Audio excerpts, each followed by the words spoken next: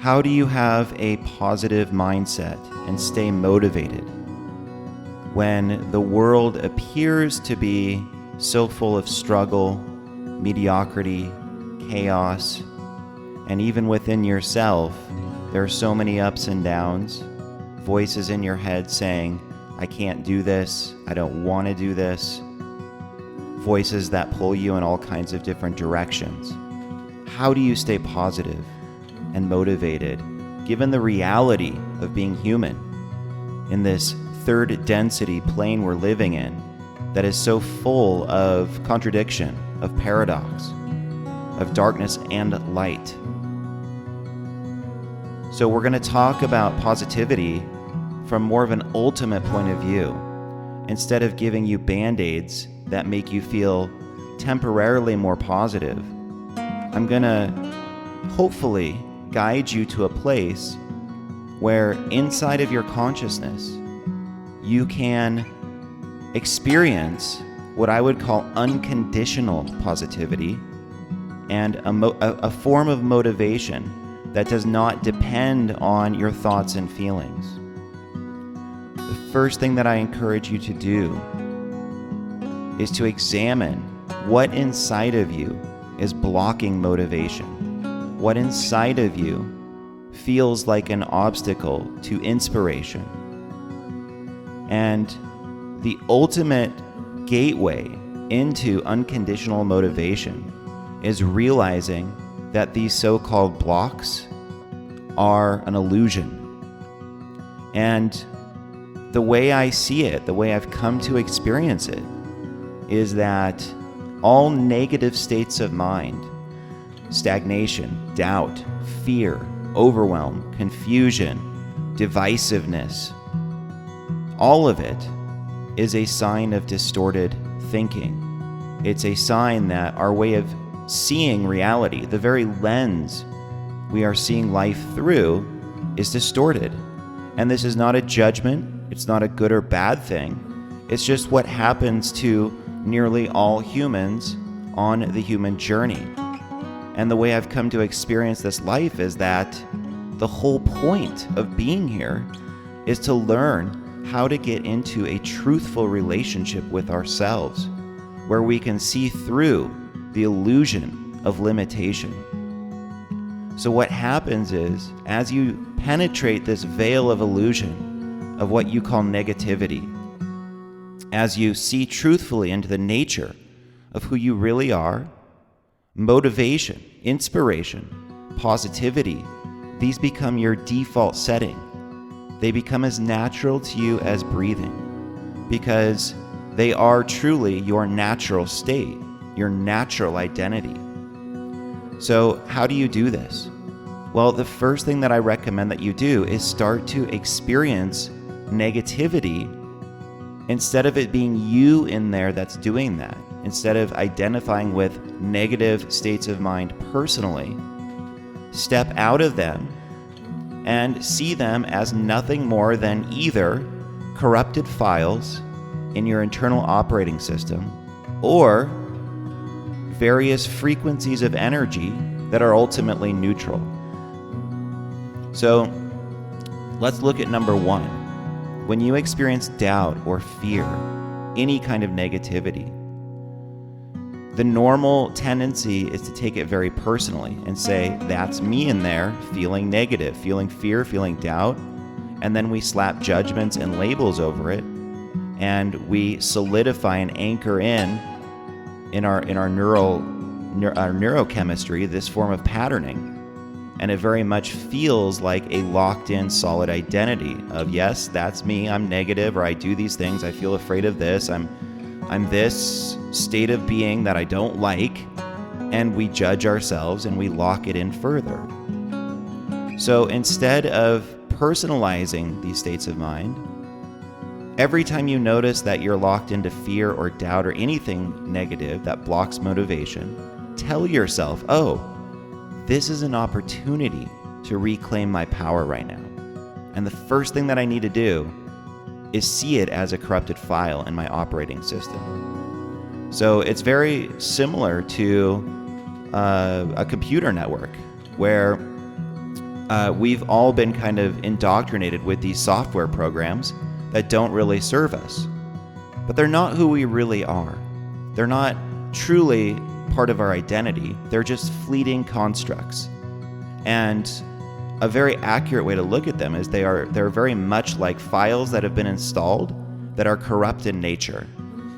And that's not even really a judgment. It's all part of the design of the human experience, where we came here as infinite beings to pretend that we are limited for a short period of time in the grand scheme of things. And the whole point, once again, is to reclaim our power and get into a truthful relationship with ourselves so we can experience ourselves as infinite. And that doesn't mean, we can fly and have superpowers necessarily. It just means we're tapped into who we really are, and we're living our life from a much broader, more spacious, more wise place than we assumed was possible. And all of us can do that as humans, and that's the beauty of being a human being. We have access to that, but it really is about seeing into the true nature of these corrupt files of doubt, fear, all sorts of limiting beliefs, anything inside of you that feels like a block, an obstacle. Start to experience it as nothing more than a corrupted file that was planted inside of you by this intelligence that is infinite, that is essentially playing hide and seek with itself through your unique character. And as you get into a truthful relationship with these files, you naturally start to reclaim power. You naturally start to awaken higher levels of motivation, of positivity. Because even when you're in a so-called negative state of mind, the underlying source and nature of that state of mind is infinitely positive, infinitely life-affirming. And you can't ever screw that up. You can't deviate from it. It's always there behind the scenes, shaping your life. So another way to look at it is that all negative states of mind are nothing more than fleeting states of energy. They're frequencies. And when you drop all labels of fear or doubt or anger or stagnation, and you just sit inside of the raw frequency state of that emotion, it neutralizes the resistance and it opens you up to the intelligence, to the truth of what's really there. It's just energy that the universe wants you to experience through your unique character. And normally, once again, what we do is solidify around it. We personalize it. We say, oh, this is bad. I must be bad for feeling this. This is really ruining my life. And we have all these stories about it. So the entry point into freedom with negative emotion is to experience it in the most raw, pure form that you can, which is all about dropping judgment and labels and just getting into the energetic state of those emotions and soak them up as directly as you can in your awareness without any sort of judgment whatsoever. And what's really strange about doing this is you can actually come to a deep appreciation and love for even the negative states of mind, even the most profoundly negative states of mind, because the ultimate premise of the spiritual path that I've come to embrace is that existence itself is abundance. Existence itself is love.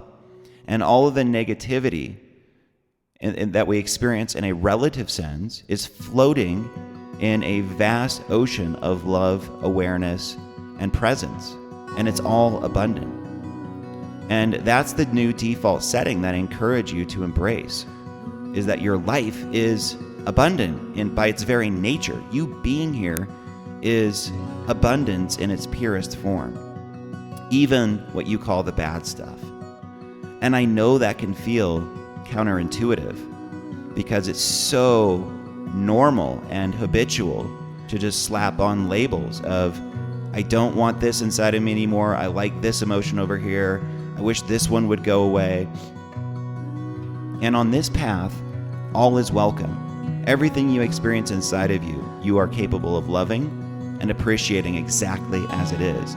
And that's the ultimate way to change these patterns. Shower it with love. Shower it with acceptance. It's there for a reason.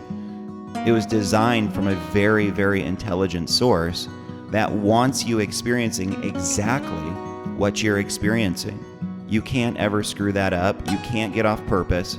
You can't deviate from it.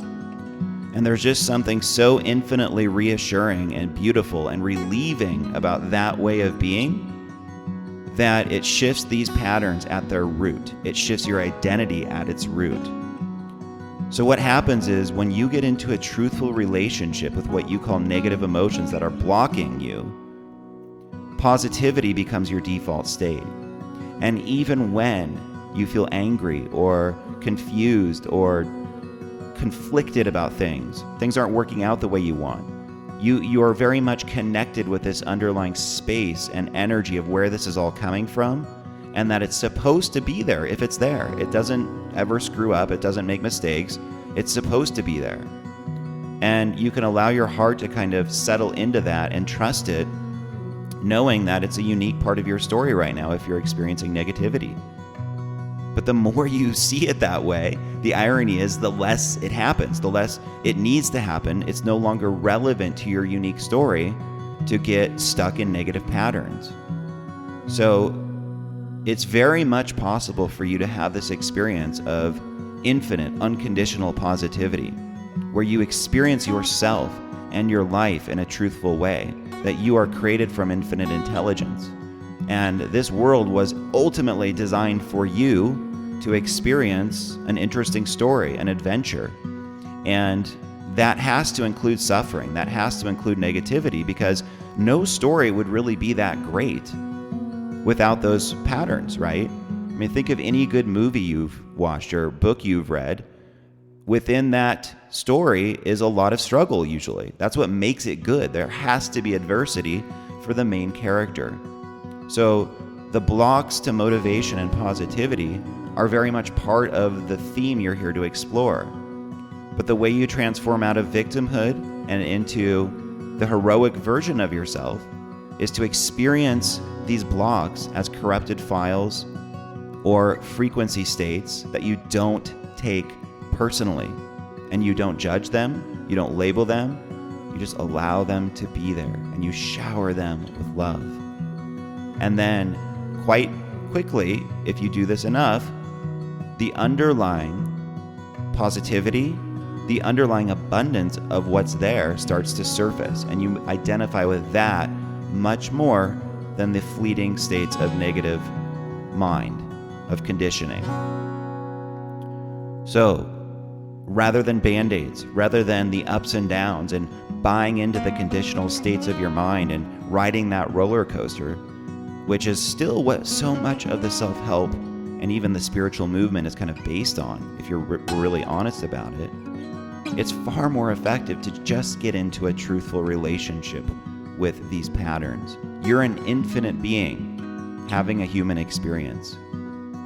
And you are 100% allowed to be exactly who you are right now, with all of your flaws, all of your problems, everything you think is like really wrong with you, or like the deep dark secrets you have that are blocking your happiness in life, that you think is, you know, your special thing.